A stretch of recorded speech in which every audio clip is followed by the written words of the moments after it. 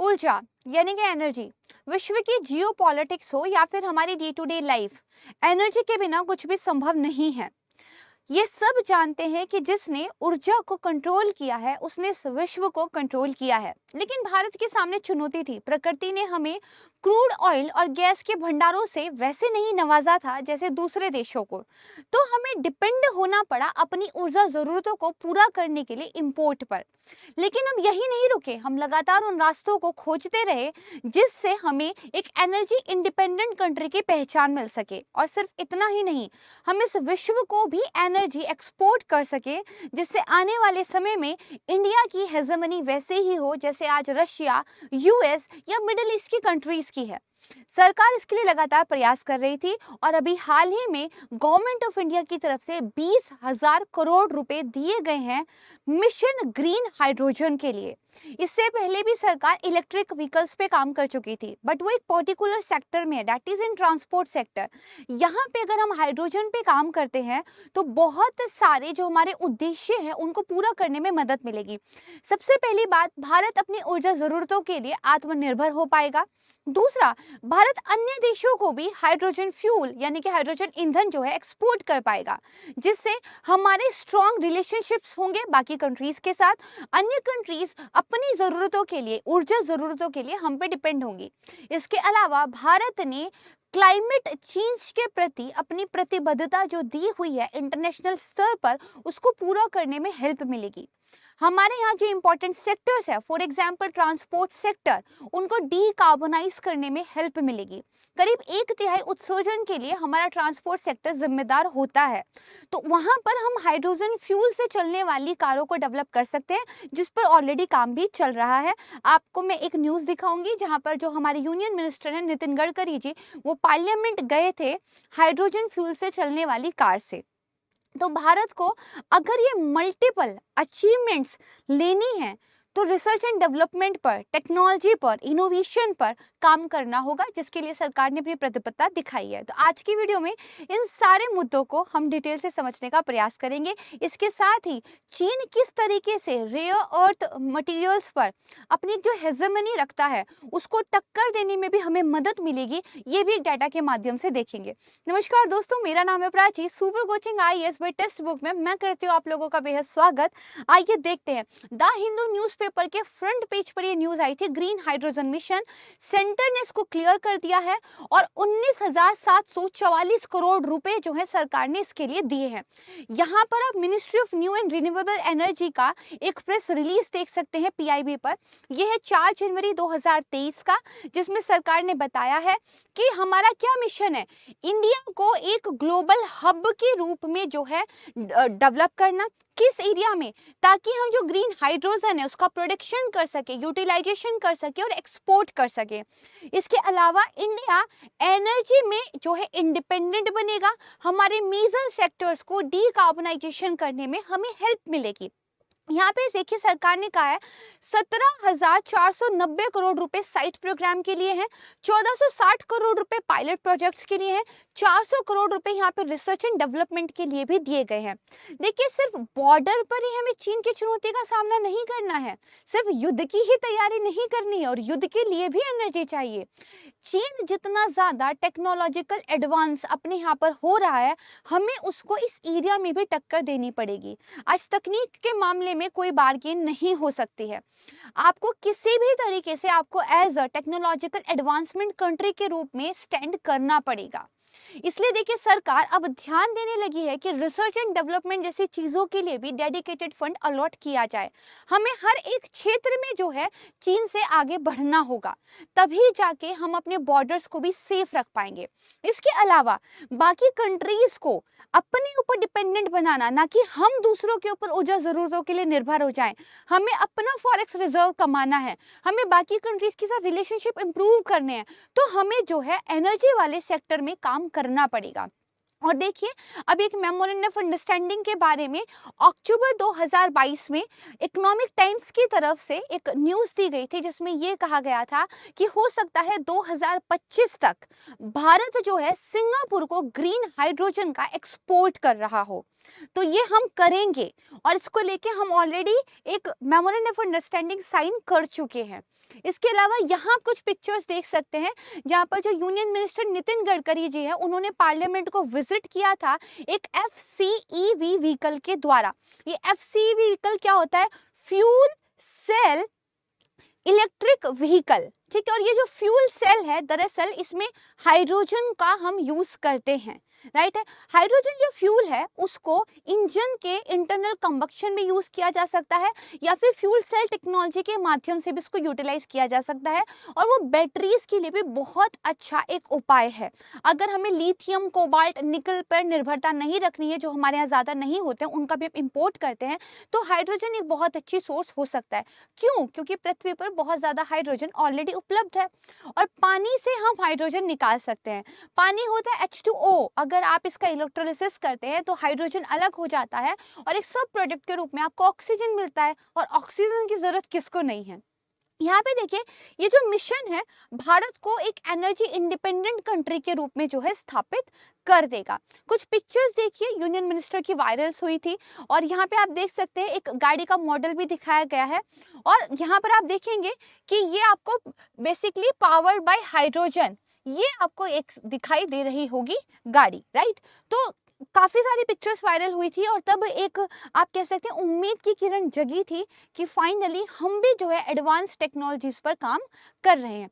आइए अब थोड़ा सा इन चीजों को डिटेल में देखते हैं। सबसे पहले देखते हैं कि अगर क्लीन एनर्जी आपको अपने यहाँ बनानी है, इलेक्ट्रिक व्हीकल्स की बात हो या फिर कुछ और, अगर आप रिन्यूएबल एनर्जी के बेसिस पे कर रहे हैं, तो you need certain type of materials, right. अब उनमें से देखेंगे कितनों पर चाइना की हेजेमनी है।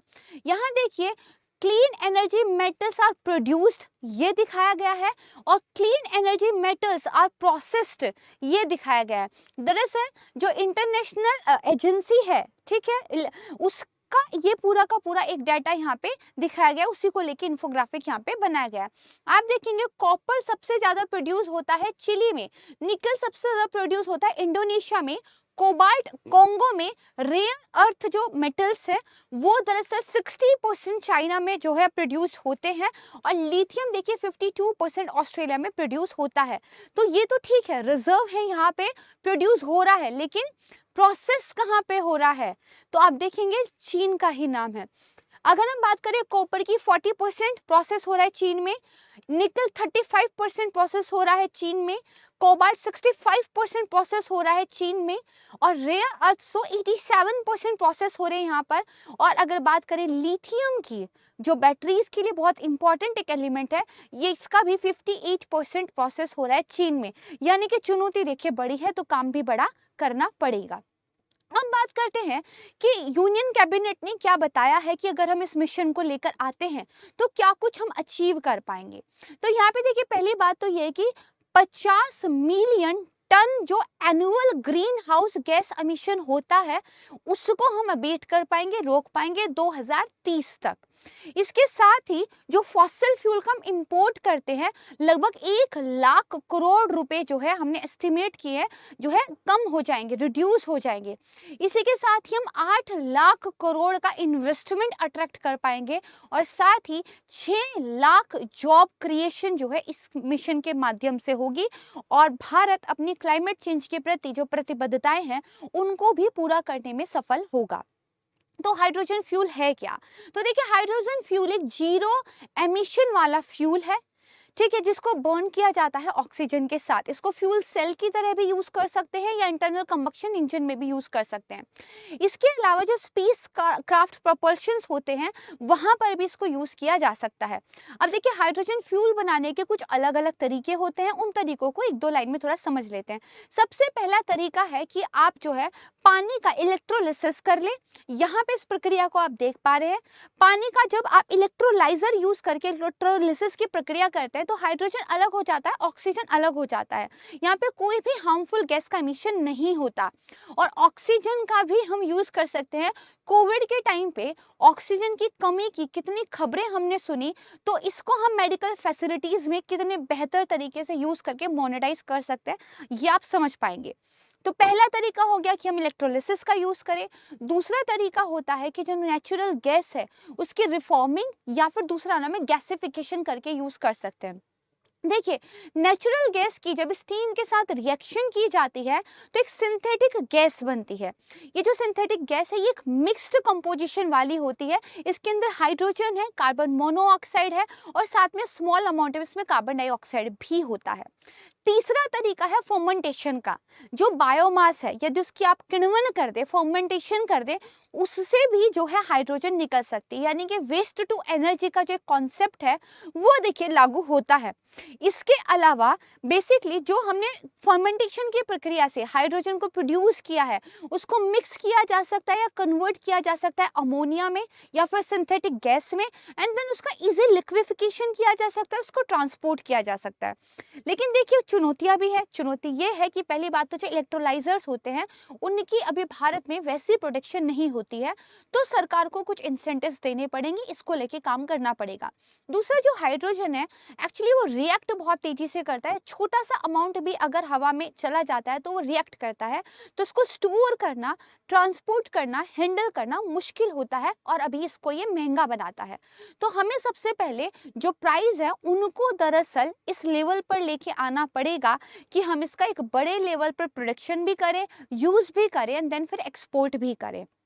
अब देखिए, अगर हाइड्रोजन फ्यूल आपको समझ में आ गया है तो टाइप ऑफ हाइड्रोजन फ्यूल हमें पता होने चाहिए। एक होता है green hydrogen, brown hydrogen, blue hydrogen and then आपका लास्ट में देखिए एक और हाइड्रोजन होता है जिसको हम बेसिकली एक जो है ब्लैक हाइड्रोजन भी कह देते हैं, लेकिन मोटे तौर पर 3 टाइप ऑफ हाइड्रोजन यहाँ पे होते हैं। कैसे? देखिए, जो ग्रे हाइड्रोजन है उसमें हम क्या करते हैं कि बेसिकली नेचुरल गैस, ठीक है, तो 4 हो गए, आई एम सॉरी ब्लैक नहीं ग्रे था वो, grey, brown, blue and green. तो देखिए ग्रे हाइड्रोजन में क्या होता है, हम नेचुरल गैस का यूज करके हाइड्रोजन को जनरेट करते हैं, लेकिन हम यहाँ पे कार्बन का सिक्वेस्ट्रेशन नहीं कर रहे हैं, ठीक है। अगर ब्राउन की बात करें तो यहाँ पे हाइड्रोजन बन रही है कोल का यूज करके, राइट, तो फिर यहाँ पे तो मिशन होता है। ब्लू हाइड्रोजन में भी नेचुरल गैस का ही यूज होता है, बट इसके कंपैरिजन में डिफरेंस ये है कि यहाँ पे जो कार्बन है उसको हम स्टोर कर लेते हैं, वो बेसिकली एटमॉस्फेयर में फ्री नहीं जाने देते। और सबसे बेहतर होता है ग्रीन हाइड्रोजन जो कंप्लीटली क्लाइमेट फ्रेंडली है, एमिशन फ्री है। यहाँ पे हाइड्रोजन को बनाने के लिए जो इलेक्ट्रिसिटी चाहिए होती है, जब आप इलेक्ट्रोलिसिस का प्रोसेस कर रहे हो तो आपको डायरेक्ट करंट वहाँ पे देना पड़ता है। तो जो इलेक्ट्रिसिटी आप जनरेट कर रहे हो अगर वो भी आप रिन्यूएबल एनर्जी सोर्सेज से कर रहे हो तो बेसिकली आप ग्रीन हाइड्रोजन को प्रोड्यूस कर रहे हो। That is the best fuel अगर हम हाइड्रोजन की कैटेगरी की बात करें तो, ठीक है। इसके बाद अगेन यहाँ पे देखिए type of hydrogen grey, blue and green आपको दिखाए हुए हैं, राइट है। इस चार्ट को देख के समझ लीजिए या फिर हमने जो पढ़ा है उससे समझ लीजिए, बात एक ही है। अब बात आती है कि वाई हाइड्रोजन। तो यहाँ पे चार्ट में चीजें बताई गई हैं, लेकिन मुझे लगता है ये बेहद महत्वपूर्ण है तो हमें थोड़ा डिटेल से पढ़ना चाहिए। जैसे क्लीन है, मोर एफिशिएंट है। मोर एफिशिएंट का मतलब क्या है, इसका जो कैलोरीफिक वैल्यू होता है वो बहुत ज्यादा होता है, यानी कि आप पर यूनिट मोर एक्सट्रैक्ट कर पाएंगे इससे एनर्जी। और देखिए लाइटेस्ट एलिमेंट है, ठीक है, और ये बहुत ज्यादा एबुडेंट में मिलता है और वाटर से आप इसको प्रोड्यूस कर सकते हो, राइट। तो ये ज्यादा एफिशिएंट है। पेट्रोल बर्न करके हमें जितनी एनर्जी मिलती है उसके कंपैरिजन में 2 से 3 गुना ज्यादा एफिशिएंट है। ये पूरे ट्रांसपोर्टेशन सेक्टर को ट्रांसफॉर्म कर सकता है, क्योंकि देखिए ट्रांसपोर्टेशन सेक्टर करीब 1/3 ग्रीन हाउस गैस एमिशन के लिए जिम्मेदार है, मोस्ट पॉल्यूटिंग सेक्टर माना जाता है। तो अगर हम यहाँ पे हाइड्रोजन फ्यूल का यूज करेंगे दैट इज ऑल्सो ग्रीन वाला, तो हमें 0 कार्बन फुटप्रिंट मिलेगा हमारे ट्रांसपोर्ट सेक्टर में, राइट है। इसके अलावा देखिए जब इलेक्ट्रिक व्हीकल्स की बात आती है तो उनको चार्ज करने के लिए 30 से 45 मिनट चाहिए होते हैं। वहां पे भी डिपेंड करता है जिस बिजली से आप उनको चार्ज कर रहे हो वो बिजली कैसे बन रही है, राइट है।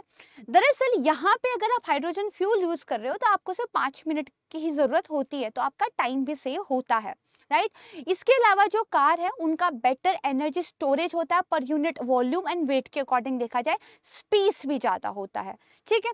इसके अलावा वो सेक्टर जिनको हम इलेक्ट्रीफाइड नहीं कर सकते, जैसे शिपिंग इंडस्ट्री है या आपका एविएशन है, तो वहां पर लेकिन हाइड्रोजन फ्यूल तो यूज कर सकते हैं, राइट। तो ये आपको ध्यान रखना है। इसके अलावा जो आप रिन्यूएबल एनर्जी जनरेट कर रहे हैं सोलर से या विंड से, जो एनर्जी ग्रिड के द्वारा यूज नहीं हो रही है या ग्रिड स्टोर नहीं कर रहा है, उसका यूज हम कर सकते हैं हाइड्रोजन की प्रोडक्शन में। तो ये एक करियर के रूप में भी यहाँ पर काम करता है। तो इतने सारे बेसिकली फायदे हैं, लेकिन और भी हैं। जो चीन का हेजेमनी है इन रेयर अर्थ मिनरल्स की वजह से, जो इंडिया को बेसिकली उन पर डिपेंड रहना पड़ता है, ठीक है, तो उससे हम बच सकते हैं, क्योंकि बैटरीज की मैन्युफैक्चरिंग के लिए चाहिए हमें इस तरह के मेटल्स, वो हमारे पास नहीं है। क्यों ना हम फ्यूल सेल टेक्नोलॉजी का यूज करें, राइट। फिर हम वेस्ट से एनर्जी को जनरेट कर सकते हैं। मैंने आपको बताया बायोमास से, प्लास्टिक भी क्यों ना हो, बेसिकली हम क्या कर सकते हैं, हाइड्रोजन को जनरेट कर सकते हैं। देयर आर डिफरेंट टेक्नोलॉजीज, अभी काम चल रहा है।